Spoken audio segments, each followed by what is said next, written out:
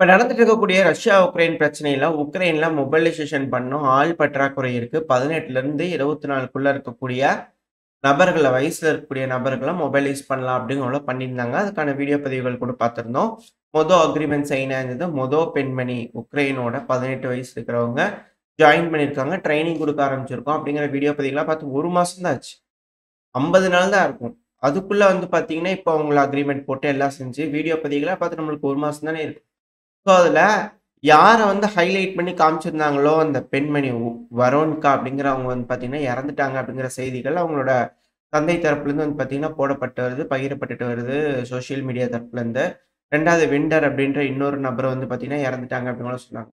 3 மாசம் ட்ரெய்னிங் குடுத்து, எல்லாம் ரெடி பண்ணி, அதுக்கப்புறம் தானே பண்ணணும். 3 மாசம் ட்ரெய்னிங் கூட இல்லையா அப்போ? அப்படிங்கிற போல கேள்விகள் இருக்கு.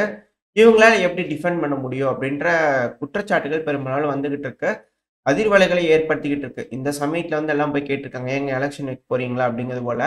அதுக்கு ஜெலன்ஸ்கி அவர்கள், "நான்சென்ஸ் அதாவது இப்ப வைப்பாங்களா? இம்பாசிபிள், புல்ஷிட் போங்கலாம் வெளிய" அப்படிங்கிறது போல தொரத்தி விட்டுருக்கிறாரு. அதனால இப்போதைக்கு எலக்ஷன் இல்ல அப்படின்னு போல சொல்றாங்க. அப்ப பேச்சுவார்த்தை நடந்தது இஸ்தான்புல்ல வச்சு. அது ஏதாவது முன்னேற்றம் இருக்கா? கண்டிப்பா இருக்காது இல்லையா? ஸோ அதனால இப்போ அவங்க கிட்ட இருந்து எந்த ஒரு முன்னேற்றமும் இல்ல. அமெரிக்காவுக்கும், ரஷ்யாவுக்கும் நடுவுல இப்ப என்ன இருக்கோ அதே தான் இருக்கு. எந்த ஒரு முன்னேற்றமும் தெரியல அப்படிங்கிறனால ஸ்போக் பெர்சன்ஸ் தரப்புலலாம் ஸ்டேட்மெண்ட்ஸ் வந்துகிட்டு இருக்கு. அடுத்தடுத்த பதிவுகள்ல தெளிவா பார்க்க ஆரம்பிச்சாங்க. என்னென்னலாம் பேசிக்கிறாங்க ஏதுன்ட்டு. ஆனா எந்த ஒரு டீலும் அக்ரி ஆகல. எதுவும் ஒப்பந்தங்கள் கையெழுத்தாகல. எந்த ஒரு விஷயமும் பேசப்படல அப்படிங்கிறத புரிஞ்சுக்க முடியுது. இதுக்கு முன்னாடிலாம் வந்து பேசியிருக்கோம், முன்னேற்றம் தெரியுது, நல்லா இருக்குன்னு சொல்லிட்டு இருந்தாங்க. ஆனா இந்த தடவை எந்த முன்னேற்றமும் இல்லன்னு சொல்ட்டாங்க. ஸோ டைரக்ட்டா இதுலருந்து பேச்சுவார்த்தைகள் பெருமளவுல வந்து பார்த்தீங்கன்னா, கை குடுக்கல அப்படின்னு மட்டும் புரிஞ்சுக்க முடியுது. ஏன்னா சும்மா கேட்டுக்கிட்டே இருந்தாங்கன்னா குடுத்துட்டே இருக்க முடியாது இல்லையா? அவங்களும் ஏதாவது குடுக்கணும் இல்லையா? அவங்க எதுவுமே குடுத்த மாரி தெரியல ரஷ்யாக்கு. ஸோ அதனால எதுக்குமே நோ சொல்ட்டாங்க போல தெரியுது. ஸோ இப்ப அடுத்தது வந்து பார்த்தீங்கன்னா, அமெரிக்காக்கும் உக்ரைனுக்கும் நடுவுல மினரல் டீல் இன்னைக்கு நடக்க போகுது. பெருமளவுல அதுவும் கை குடுக்க போறதில்ல. ஏன்னா இங்க எதுவும் நடக்கல இல்லையா? அதனால அங்க எதுவும் நடக்காது. ஸோ இந்த ஒரு காரணத்தினால அமெரிக்கா முழுவதும் இங்க பிரச்சனையிலருந்து பின்வாங்க ஆரம்பிச்சுருவாங்களா? அப்படின்ற கேள்விகள் இருக்கு. ஸோ இதுக்கு யூரோப்பியன் யூனியன் காஜா காலஸ் அவர்கள் தரப்புலருந்து என்ன ஸ்டேட்மெண்ட்ஸ் வந்திருக்குன்னா, "இங்க பாருங்க, நீங்க சைனா கிட்ட வந்து" அதோட சாராம்சம் சொல்லிர்றேன். "நீங்க சைனா கிட்ட வந்து ஆ எங்கள வந்து விலகி இருக்கணும்" அப்படிங்களும் சொல்லிட்டு இருக்கிறீங்க. ஏன்னா ஸ்காட் பெசன்ட் அவர்கள் யுஎஸோட ட்ரெஷர் செக்ரட்டரி அவர்கள் தரப்புல ஸ்டேட்மெண்ட் வந்தது இல்லையா? "உங்க கழுத்த நீங்களே அறுத்துக்காதீங்கன்ட்டு." ஸோ அதுபோல விஷயத்துக்கு அவங்க சொல்றாங்க. நீங்க சீனாவ வந்து பவரா இருக்காங்க, டவுன் பண்ணணும்னு யோசிக்கிறீங்க அப்படின்னா, ரஷ்யாவே இந்த பிராந்தியத்தில பவரா இருக்க விடாதீங்க. உங்களுக்கு எப்படி சீனாவோ, அதே போல தான் எங்களுக்கு ரஷ்யா. அதனால நீங்க எங்களுக்கு உதவுங்க, நாங்க உங்களுக்கு உதவுறோம். இணைஞ்சு ஒண்ணா இருக்கலாம் அப்படிங்கிறது போல அவங்க தரப்புல ஒரு ஆஃபர் வச்சிருக்காங்க. இந்த ஆஃபரை அமெரிக்கா ஏத்துக்குமா? அப்படின்ற கேள்விகள் இருக்கு. ஸோ அப்படி ஏத்துக்கிறாங்க அப்படின்னா 2 சைட்லயும் at the same time engage பண்ணணும். அது மட்டும் இல்லாம மிடில் ஈஸ்ட்லலாம் வந்து பார்த்தீங்கன்னா, பெருமளவுல அட்டாக் பண்ணிக்கிட்டு இருக்காங்க. இஸ்ரேல புரொடெக்ட் பண்ணணும். 2வது ஈரான வந்து பார்த்தீங்கன்னா, பேச்சுவார்த்தை கூப்பிட்டுருக்காங்க சனிக்கிழமை. அதுல என்ன மாரியான முடிவுகள் எட்டப்படுது? இன்கேஸ் வரல அப்படின்னா, மிலிட்டரி ஆப்பரேஷனுக்கு தயாராகிட்டு இருக்கிறாங்க இல்லையா? ஸோ இப்ப இது போல சூழல் இங்க பெருமளவுல நடந்துகிட்டு இருக்கிறதுனால, அமெரிக்காக்கு எல்லா இடத்துலயும் பிக்கல் பிடுங்கலா இருக்கு. ஆனா ஈரான்லாம் வந்து பார்த்தீங்கன்னா, டென்ஷனே இல்ல அப்படிங்கிறது போல தான் ரியாக்ட் ஆயிட்டு இருக்காங்க. ஏன்னா, அவங்களோட மிலிட்டரி ஏர்கிராஃப்ட் 2வது ரஷ்யாவோட மிலிட்டரி ஏர்கிராஃப்ட்ல வந்து பார்த்தீங்கன்னா, சூடான்ல ராணுவத்துக்கு வந்து ஆயுதங்கள் சப்ளை பண்ணிக்கிட்டு இருக்காங்க. ஸோ இந்த ஏரியால வந்து அடுத்து இன்னொன்னு இந்த சூடான்லயே வந்து பார்த்தீங்கன்னா, யுஏஇல ஆ கோர்ட் போட்டு அ வேர்ல்டு கோர்ட்ல வந்து கேஸ் போட்டிருந்தாங்க யுஏஇ மேல. இப்ப அதோட விசாரணையில வந்து பார்த்தீங்கன்னா, பெருமளவுல சூடானோட ராணுவ தரப்புல தான் சொல்லிட்டு இருக்கிறாங்க. யுஏஇ தாங்க பெட்ரோல் ஊத்திட்டு இருக்கிறாங்க. ஃபியூயல் ஊத்திட்டு இருக்காங்க. ஆர்எஸ்எஃப்க்கு அதிகமான ஃபண்டிங் பண்ணிட்டு இருக்கிறாங்க. கொஞ்சம் என்னன்னு பார்த்து கேளுங்க அப்படிங்கிறத வந்து பார்த்தீங்கன்னா, அந்த சைடுன்னு சொல்லிக்கிறாங்க. இப்ப ரஷ்யாவும், ஈரானும் பெருமளவுல இங்க சப்போர்ட் குடுத்துட்டு இருக்கறனால, அவங்களோட ஆயுதங்கள் போய் இறங்குறதுனால, தொடர்ந்து சமீபத்தில கூட இந்த செங்கடல்ல வந்து பார்த்தீங்கன்னா, ஜிபிஎஸ்ஸே வேலை செய்யல. நேவிகேஷன் சிஸ்டமே ஒர்க் ஆகல அப்படின்னு சொல்லியிருந்தாங்க இல்லையா? ஸோ இது போல அதிநவீனமான ஆயுதங்கள் அங்க போக, போக இந்த பிராந்தியம் என்ன ஆகும் அப்படின்ற கேள்விகள் இருக்கு. வர்த்தகம் அப்படிங்கிறத நீங்க எடுத்து பார்த்துக்கிட்டீங்க அப்படின்னா, இப்பலாம் சுத்தமா இந்த பகுதியில் நடக்கிறதே இல்ல. எல்லாம் ஆப்பிரிக்காவ சுத்தி தான் நடந்துகிட்டு இருக்கு அப்படிங்கிற ரிப்போர்ட்ஸ் வந்துகிட்டு இருக்கு. இதனால பெருமளவுல முதலீட்டாளர்கள் 2வது வர்த்தகம் பண்ணிட்டு இருக்கக்கூடிய நபர்கள பெருமளவுல நஷ்டத்த சந்திச்சுக்கிட்டு இருக்காங்க. 2வது அமெரிக்கா வேற டாரிஃப்ன்னு போடுறாங்க. இதனால சீக்கிரமா எல்லா நாடுகளுமே ரெசஷன்ஸ்குள்ள போயிருவாங்க அப்படிங்கிறதும் சொல்லப்பட்டு வருது. இது பயபீதிய தான் கிளப்பிட்டு இருக்கு. இந்த மிடில் ஈஸ்ட்ல பிரச்சனைகள் பெருசாகுது அப்படிங்கும்போது. இந்த சமயத்துல யுஎஸோட சென்ட்ரல் கமாண்ட்லேருந்து சொன்னதா சொல்லப்பட்டுட்டு வருது. இந்த வார் மானிட்டர்ஸ்லாம் இருப்பாங்க இல்லையா? ஸோ அவங்க தரப்புலருந்து வரக்கூடிய ஸ்டேட்மெண்ட் என்னவா இருக்குன்னா, இந்த பங்கர் பஸ்டர் பாம் வந்து பார்த்தீங்கன்னா, ஹவுதி மேல டெஸ்ட் பண்ணி பார்த்துருக்காங்க. அது பெருமளவுல கை குடுக்கல. இந்த பாம்ப கொண்டு போய் நம்ம ஈரானோட சைட்ஸ் மேல போட்டோம்னா, அது நியூட்ரலைஸ் ஆகுமான்றது சந்தேகம். அடிச்சிரலாம். ஆனா, அது சுத்தமா இருக்கணும். சுத்தமா செய்யாம அரையும் குறையுமா செஞ்சுட்டோம்னா, அப்புறம் அவங்க நம்மள செய்ய ஆரம்பிச்சுருவாங்க. நம்மளால எதுவும் பண்ண முடியாது. அப்படிங்கிறது போல, இவங்க தரப்பு வந்து டிஸ்கஷன் பண்ணிட்டு இருப்பாங்க இல்லையா? ஸோ அப்படி டிஸ்கஷன் பண்ணிட்டு இருக்கும்போது, அதுல இந்த பங்கர் பஸ்டர் பாம்லாம் பெருமளவுல கை குடுக்காது போல தெரியுது அப்படின்னு யோசிச்சுட்டு இருந்திருக்காங்க. ஆனா, இப்ப ட்ரம்ப் அவர்கள் என்ன சொல்லிக்கிறாரு அப்படின்னா, எங்ககிட்ட யாருமே யோசிச்சு பார்க்க முடியாத அளவுக்கான ஆயுதங்கள் இருக்கு. நான் யோசிப்பேனே! அப்படிங்கிறது போல பலர் இருக்காங்க. அதாவது என்ன மாரி இருக்கு அப்படின்னா, என்ன சார் கண்ண மூடிட்டு ஒரு விஷயத்த யோசிச்சோம்னா, அங்க போய் குண்டு விழுந்துருமா? அப்படிங்கிற போல அந்த மாரிலாம் ஆயுதம் வச்சுக்கிறீங்களா? அந்த இடமே அழிஞ்சிருமா? அப்படிங்கிறது போலலாம் கேட்கறாங்க சில அனலிஸ்ட் தரப்பு வந்து ஏதோ பெரிய ஆயுதங்கள் வச்சிருக்காங்க. ஒரு ஸ்டிக் மாரி இருக்குங்களா? இல்ல அத விட சூப்பரா இருக்குங்களா? அப்படிங்கிற போலலாம் கேட்டுக்கிறாங்க. ஆனா, ட்ரம்ப் அவர்கள் என்ன சொன்னாங்கன்னா, எங்க கிட்ட ஆயுதம் இருக்கு. யாருமே நெனச்சு பார்க்க முடியாத அளவுக்கு ஆயுதங்கள் இருக்கு. இந்த ஆயுதத்த பயன்படுத்தினா அழிவுகள் பெருமளவுல இருக்கும். நீங்க கனவுலயே நினைக்காத அளவுக்கான அழிவுகள் ஏற்படுத்தும். எங்க கிட்ட இருக்கு அப்படிங்கிறத ட்ரம்ப் அவர்கள் சொல்லியிருக்கிறாரு. ஸோ இருந்துச்சு அப்படின்னா, இந்த பிராந்தியத்த சீக்கிரமா யூஸ் பண்ணுவாங்களா அப்படின்ட்டு கேள்விகள் வருது. என்ன நடக்கும்னு பார்ப்போம். ஸோ இந்த ஏரியா ஃபுல்லாவே வந்து பார்த்தீங்கன்னா, ரொம்ப பிரச்சனைக்குரிய பகுதியா இருக்கு இந்த மிடில் ஈஸ்ட்.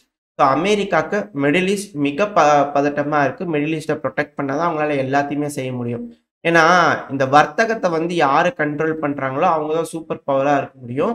ஸோ அந்த வர்த்தகத்தோட டாமினன்ஸ் வந்து பார்த்தீங்கன்னா, அமெரிக்கா இழக்குறாங்க. அதுதான் இங்க இருக்கக்கூடிய விஷயம். இப்ப அடுத்தது வந்து பார்த்தீங்கன்னா, இந்த மிடில் ஈஸ்ட். அதனால தான் உங்களுக்கு ரொம்ப ரொம்ப தேவை. ஸோ இந்த மிடில் ஈஸ்ட்ல அவங்களோட கைய விட்டு போயிருச்சுன்னா, அவங்களால வந்து பார்த்தீங்கன்னா, சீனா கூட எதுவும் காம்பீட் பண்ண முடியாது. அந்த சைடு ஆல்ரெடி போச்சு. ஆல்ரெடி ரஷ்யா கிட்ட வந்து பார்த்தீங்கன்னா, மிக பெருமளவுல தோல்விய சந்திச்சுட்டாங்க அமெரிக்கா. ஏன்னா, இப்ப டக்கர் கால்சன் அவர்களோட இன்டர்வியூல வந்து பார்த்தீங்கன்னா, அவர் பெருமளவுல பேசிட்டு இருக்காரு. இப்ப அதுல என்ன சொல்லியிருக்கிறாங்க, சாராம்சம் மட்டும் சொல்லல. ஏன்னா ரொம்ப பெருசா பேசிட்டு இருக்காங்க இல்லையா? ஸோ அந்த ஒரு காரணம். ஏன்னா 1 மணி நேரம், 2 மணி நேரம் வீடியோ. அதுல மிக முக்கியமான பாயிண்ட்ஸ் மட்டும் தான் சொல்றேன். அதுல என்ன சொல்லியிருக்காங்கன்னா, இந்த ரஷ்யாக்குள்ள போய் நம்மளோட ஆயுதங்கள் குடுத்து உக்ரைன வச்சு தாக்க வச்சோம் அப்டின்னா, அணு ஆயுத போர் வர்றதுக்கு 50% பாசிபிலிட்டி இருக்கு அப்டின்னு பென்டகன் இருக்காங்க இல்லையா? அவங்க வந்து யோசிச்சு ப்ராபபிலிட்டீஸ குடுத்துருக்காங்க. இப்டி செய்றோம்னா, இது போல நடக்கும். இது போல நடந்துச்சுன்னா, இப்டிலாம் இருக்கும்னு திங்க் டாங்க்ஸ்லாம் இருப்பாங்க இல்லையா? ஸோ அவங்கலாம் யோசிச்சு, அலசி, ஆராய்ஞ்சு என்னென்ன பாசிபிலிட்டீஸ் இருக்கோ, எந்த அளவுக்கு எக்ஸ்ட்ரீம் யூஸ் பண்ண முடியுமோ, அந்த அளவுக்கு எல்லா வாய்ப்புகளையும், எல்லாத்தையுமே பைடன் அவர்களே செஞ்சுட்டு போயிட்டாரு. எந்த அளவுக்கு ரஷ்யாவ சிதைக்கலான்னு ட்ரை பண்ண முடியுமோ, இருக்கிற எல்லா ஆப்ஷன்ஸையும் கடைசி ஆப்ஷன் அணு ஆயுத போர்ல 50% ரிஸ்க வரைக்கும் பைடன் அவர்கள் எடுத்துட்டு போயிட்டாங்க. இப்போ ட்ரம்ப் அவர்கள வந்து ரஷ்யாக்கு எகெயின்ஸ்டா செய்யினா என்னத்த செய்ய முடியும்? அணு ஆயுத போர் தான் செய்ய முடியும். அதுக்கு தயாரானா தான் எதுனாலும் செய்ய முடியும். இப்ப அதுக்கு தயாரா இல்ல யாருமே. ஏன்னா எந்த ஒரு நாடுமே அதுக்கு அந்த அளவுக்கு போமாட்டாங்க. அணு ஆயுதம் போட்டுக்கலாம், பார்த்துக்கலாம். அப்படிங்கிற அளவுக்கு எந்த நாடுமே எடுத்துட்டு போமாட்டாங்க. ஏன்னா ஆளணும்னு தானே பார்த்துக்கிறாங்க. ப்ராக்ஸி வார் தான். ரஷ்யா போய் அமெரிக்காவ அடிச்சாங்கன்னா தான் இல்ல அமெரிக்கா டைரக்ட்டா வந்து ரஷ்யாவ அடிச்சா தான், சரி போட்டு பார்த்துக்கலாம் அப்படின்ற மனப்பான்மை வரும். ஏன்னா இப்ப ரஷ்யா வந்து பிரான்ஸ் அடிக்கிறாங்க. பிரான்ஸ் வந்து டைரக்ட்டா அடிக்கிறாங்கன்னா தான் அது போல மனப்பான்மை வரும். இது ஒரு ப்ராக்ஸி வார் தானே. இந்த ப்ராக்ஸி வார்ல வந்து பார்த்தீங்கன்னா, முடிஞ்ச வரைக்கும் எல்லாம் செஞ்சாச்சு. இதுக்கு மேல எதுவும் செய்யறதுக்கு வழி இல்ல. ஸோ அதனால அ கொஞ்சம் கொஞ்சமா பின்வாங்குறது நல்லது அப்படிங்கும்போது அமெரிக்கா முடிவெடுத்து கொஞ்சம் கொஞ்சமா பின்வாங்கிட்டு இருக்கிற மாரி தெரியுது. ஆனா ஈரோப்க்கு நாங்க எல்லாத்தையும் போட்டாச்சு. எங்ககிட்ட இப்ப ஒண்ணும் இல்ல. ஏன்னா இப்ப ஜெர்மனில வந்து பார்த்தீங்கன்னா, போஷ் நிறுவனம் 2 பிளான்ட்ட குளோஸ் பண்ணிட்டாங்களாம். ஸோ இது போல எக்கனாமிக்கலி பெருமளவுல வீழ்ச்சி அடைஞ்சுகிட்டு இருக்காங்க யூரோப்பியன் யூனியன். அவங்ககிட்ட ஒண்ணுமே இல்ல. ஸோ இந்த சமயத்துல டாரிஃப் வேறு அது பெட்ரோல் எங்ககிட்ட வாங்கணும்னா அவங்களால எப்படி சமாளிக்க முடியும்? முதல்ல காசு வேணும் இல்ல. நாங்க திவால் ஆயிட்டோங்க எல்லாருமே. எங்ககிட்ட காசே இல்லைங்க அப்படின்னு போல சொல்ல முடியாது இல்லையா? ஸோ அதனால தான் டாரிஃப், ரிட்டாலியேட்டரி டாரிஃப் இது போல போட்டு இவங்களுக்குள்ள பேசிக்கிட்டு இருக்காங்க. இவங்களுக்குள்ள ஒரு முடிவுகள் எட்டப்படல. ஏன்னா, இப்ப ரஷ்யா கூட வந்து பேச வைக்கணும். அதுக்கான முயற்சிகள் அமெரிக்காவே முதல்ல அவங்களோட ரிலேஷன்ஷிப்பே ஸ்டேபிளா எடுத்துட்டு போ முடியல ரஷ்யா கூட. ஏன்னா அந்த அளவுக்கு செஞ்சுட்டாங்க, சிதைச்சாச்சு. இப்போ யூரோப்பியன் யூனியன் எப்படி வந்து பார்த்தீங்கன்னா, ரஷ்யாவோட இணைக்கிறது? இப்போ பெருமளவுல வந்து பார்த்தீங்கன்னா, பணங்கள்ல ரஷ்யாவோட பணங்கள அவங்க வச்சிருக்காங்க. அவங்க அபகரிச்சுட்டாங்கன்னா பரவால்ல. இப்போ உக்ரைனுக்கு உதவுறேன்னு எல்லாரும் அந்த பணத்த எடுத்து குடுத்துட்டாங்க. இப்ப குடுக்கறதுனால இப்ப திருப்பி ரஷ்யா இந்த சாங்ஷன்லாம் ரிலீஃப் பண்ணாங்கன்னா, அந்த பணத்த ரஷ்யாக்கு குடுக்கணும். பல நாடுகளோட கம்பெனி திரும்பி ரஷ்யால ஓப்பன் பண்ணும். ரஷ்யா பல நாட்டு கம்பெனி மேல பெனால்டி போட்டுக்கிறாங்க. இதுக்கப்புறம் என்ன மாரி ரெஸ்ட்ரிக்ஷன் வைப்பாங்க? பழையபடி விலைக்கு கேஸ் தருவாங்களா? இப்ப ஈயூல ஈரோல நாங்க வாங்க மாட்டோம்னு சொல்லிட்டாங்க ரஷ்யா. கேஸுக்கு வாங்குறதுக்கு வாங்க மாட்டோம்னு சொல்லிட்டாங்க. இப்ப ரூபல்ல தான் வர்த்தகம்ன்னு இருக்காங்க. இதெல்லாம் எப்படி மாத்துறது? அப்படி மட்டும் ரூபல குடுத்து அவங்க வர்த்தகம் பண்ண ஆரம்பிச்சுட்டாங்க. கேஸ் வாங்க ஆரம்பிச்சுட்டாங்கன்னா, அவங்களோட நாணயத்துக்கு மதிப்பில்லாம போயிரும். அவங்க ரூபல டிபெண்ட் பண்ணி இருக்கிற மாரி ஆயிரும். ரூபல்ங்கிறது ஒரு ரிசர்வ் கரன்சியா மாற ஆரம்பிச்சுரும் வேர்ல்ட்ல. யூரோப்லலாம் வாங்குற மாரி ஆயிரும். ஸோ ரூபல் அதிகமான புழக்கத்துக்குள்ள வந்துரும். இது மேலும் மேலும் யூரோப்பியன் யூனியன வீக்கர் ஸ்டேட்டஸ்க்கு தான் கொண்டு போகும். ஸோ இதுல வந்து விடக்கூடாதுன்றதுக்காக தான் ட்ரம்ப் அவர்கள் எங்ககிட்ட அதிகமா ஆயில் வாங்க அப்படின்னு கேட்டுக்கிறாங்க. ஸோ இது போல சிக்கல்லாம் இருக்கனால ஆயில், கேஸ் எதுனாலும் ரஷ்யா கிட்ட இருந்து தான் அவங்க வாங்கியாகணும். ஸோ இது போல சிக்கல் இருக்கனால தான் இப்ப வரைக்கும் இத இழுத்துக்கிட்டே இருக்கிறாங்களே தவிர, இத முடிக்கவும் மனசு இல்லாம, அ விடுறதுக்கும் தொடர்றதுக்கும் மனசு இல்லாம, இவங்க பெருமளவுல அல்லாடிக்கிட்டு இருக்காங்க. அதுதான் இப்ப இருக்கக்கூடிய செய்திகள் அப்படிங்கிறத புரிஞ்சுக்க முடியுது. இத மேலும் எப்படி புரிஞ்சுக்கலாம் அப்படின்னா, பெல்ஜியம் போன்ற பல நாடுகள் கூட குட்டி, குட்டி நாடுகள் கூட பில்லியன் கணக்குல உதவுறோம் அப்படிங்கிறத வாயில வார்த்தைகள் சொல்லவாது செய்றாங்க அட்லீஸ்ட். யுகே என்ன சொல்றாங்கன்னா, நார்வேவோட இணஞ்சு $580 மில்லியன் உதவிகள் செய்றோம் உக்ரைனுக்கு அப்படிங்கிறாங்க. என்னங்க பிரிட்டன்? நீங்கலாம் அந்த ஒரு நமக்கு சொல்றதுக்கே அது வரமாட்டேங்குது. பட் இருந்தாலும் அந்த பிரிட்டன் அவ்வளோ பெரிய ஆளுன்னு சொல்றீங்க இல்லையா? நீங்க கூட உங்க பேருக்கு முன்னாடி கிரேட்ன்லாம் போட்டுக்கிறீங்க. பில்லியன், 5 பில்லியன் அப்படின்னுலாம் குடுக்கணும். அதுதானே இருக்கும். உக்ரைனுக்கு உதவுறதுங்கிறது இது என்னங்க இது மிலிட்டரி எய்டு? அப்படிங்கிறது போல எல்லாரும் சிரிக்க ஆரம்பிச்சுட்டாங்க. பல அனலிஸ்ட் தரப்புலருந்து அப்படிங்கிற கருத்துக்கள் வந்துகிட்டு இருக்கு. இத பத்தின உங்களோட கருத்துக்கள் என்ன? ஏன் யுகே இந்த மாரியான ஒரு நிலைமைக்கு போனாங்க? அப்படிங்கிற ஒரு கேள்வி வருது. இதுல வந்து பாத்தீங்கன்னா, நேட்டோவோட ஏர் ஃபோர்ஸ் இருக்கு இல்லையா? அது ஈரோப்போட வடக்கு பகுதியில வந்து பாத்தீங்கன்னா, அதிகமான ட்ரில்கள செய்ய ஆரம்பிச்சிருக்கிறாங்க அப்படின்னு உள்ள செய்திகள் வந்துகிட்டு இருக்கு. இது எல்லாமே பதட்டத்த தான் அதிகரிக்குதே தவிர, இந்த பிரச்சனையே இவங்களால பெருமளவுல எடுத்துட்டு போய் நடத்தவும் முடியாது. ஏன்னா எக்கனாமிக்கலி திவால் ஆயிட்டாங்க. பணம் இல்லாட்டி இந்த போர நடத்த முடியாது. எந்த போரையுமே எந்த ஒரு நாடாலயும் நடத்த முடியாது. ஸோ பணம் முக்கியம். பணம் இப்ப இவங்க கிட்ட இல்ல. பணம் இல்லாததுனால இவங்க என்ன செய்யணும்? கடன் தான் வாங்கணும். அமெரிக்கா கடன் வாங்கி அவங்க போருக்கு போறாங்க அப்படின்னா, அமெரிக்கானால செய்ய முடியுமா? ஏன்னா ஆல்ரெடி இந்த இந்தோ பசிபிக் கமாண்ட்ல இருக்கிறவங்கலாம் என்ன சொல்லியிருக்கிறாங்கன்னா, நீங்க மிடில் ஈஸ்ட் அதிக அளவுல ஆயுதத்த செலவு பண்ணிட்டு இருக்கிறீங்க. அப்புறம் சீனாவ டிட்டர் பண்றதுக்கு நம்மகிட்ட இல்லாம போயிரும் அப்படிங்கிற அவங்க தரப்புல ஸ்டேட்மெண்ட் வருது இல்லையா? ஸ்டேட்மெண்ட் வந்துட்டு இருந்தது. 2, 3 நாளைக்கு முன்னாடி பார்க்க முடிஞ்சது. ஸோ இப்ப அமெரிக்கா எத்தன நேரத்துல தான் என்கேஜ் பண்ணுவாங்க ஆக்டிவா? அவங்களால பண்ண முடியாம போயிருச்சுன்னா, ஈரோப் என்ன பண்றது? அப்படின்ற கேள்விகள் வருது. ஸோ வெயிட் பண்ணி பார்ப்போம். இதுதான் சீனாக்கும் தேவை. முடிஞ்ச வரைக்கும் இங்கேயே வச்சு எல்லாத்தையும் சோலியம் முடிச்சு விட்டுறலாம். அதுக்கப்புறம் வீக் ஆயிருவாங்க. அதுக்கப்புறம் நம்ம பார்த்துக்கலாம் அப்படிங்கிற ஒரு எண்ணத்துல இருக்காங்களா என்னன்னு தெரியல.